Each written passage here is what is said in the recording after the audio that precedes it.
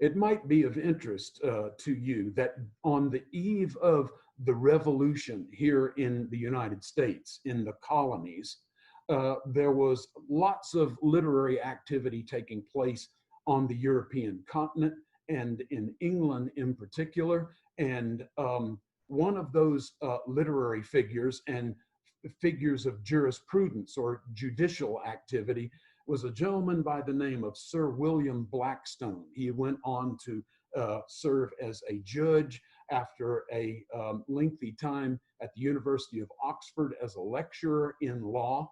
And he wrote a series of commentaries on English law up to that point in time.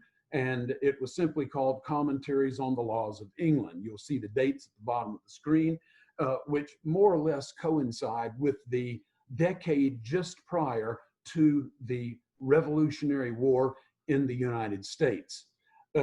This Sir William Blackstone may be of interest to you.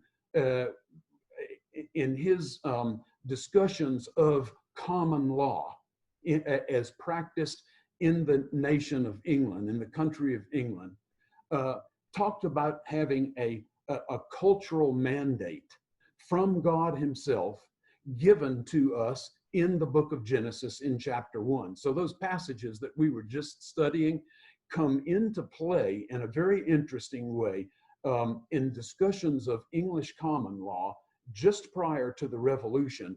And at the time that the Revolutionary War took place, there were actually more copies of his commentaries on English law being sold in the colonies than in the motherland in England itself. Not only that, but it became the most widely accessed, most widely used source for lawyers, for anyone involved in the legal system here in the colonies to appeal to study than more than any other source that was available at the time.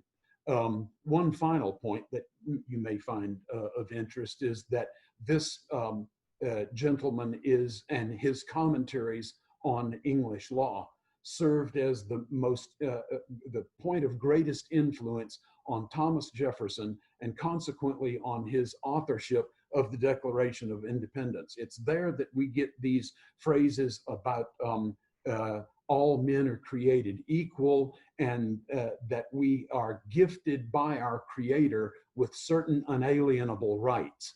All of this traces back to Sir William Blackstone and his commentaries on English law.